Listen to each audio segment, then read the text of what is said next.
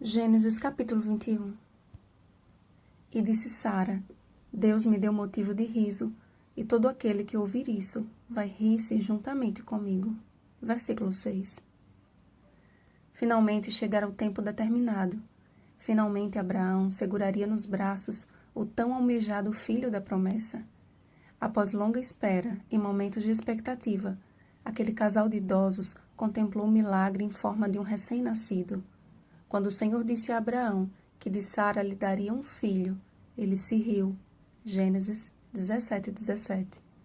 Da mesma forma, quando Sara ouviu o prenúncio de sua gravidez, riu-se, pois, Sara no seu íntimo. Gênesis 18:12. Deus transformou o que julgamos ter sido uma atitude de incredulidade em verdadeiro motivo de riso. Nada mais poderia ter causado tantos sorrisos e tanta alegria àquele longevo casal do que aquele filho. Isaque era a prova visível da fidelidade do Deus a quem serviam. Havia, contudo, o filho da serva, que, sob a influência de sua mãe, tornou-se uma ameaça à segurança de Isaque. Nutrido o sentimento de inveja pelo título dado a Isaque de herdeiro da promessa, Ismael crescia, sentindo-se injustiçado em seu direito de primogenitura. Por certo, o desmame de Isaque ter sido elevado à ocasião de grande celebração foi a gota d'água para ele.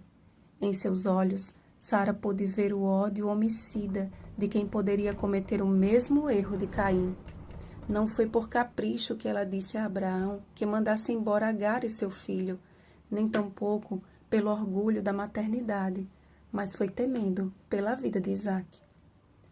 Aquele pedido, contudo, pareceu muito penoso aos olhos de Abraão. Como despediria um filho com sua mãe sem terem para onde ir? Como dizer adeus àquele que por tantos anos lhe fora o consolo na velhice? A ordem de Deus pode soar para nós como severa, mas ele jamais falha em suas palavras e ações. Seguir a orientação de Sara era o melhor a se fazer.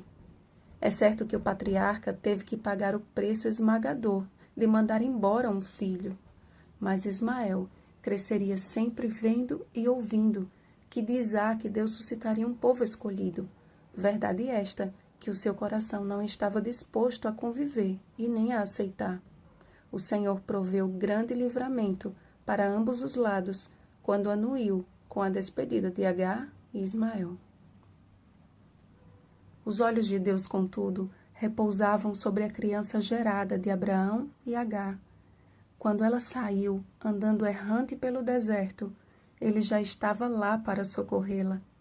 Mas existe um momento nos desertos desta vida em que não conseguimos mais enxergar a possibilidade de continuar.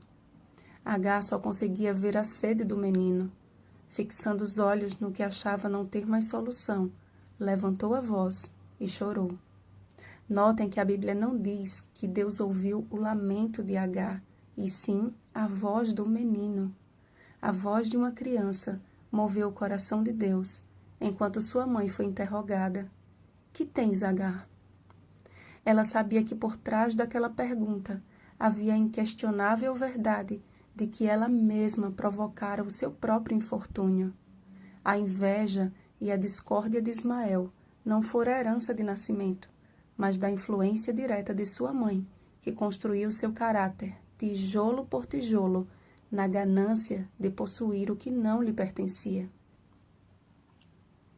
Pela segunda vez, Agar foi alcançada pela misericórdia divina e, abrindo-lhe Deus os olhos, percebeu que a solução de seu problema estava a poucos passos de distância.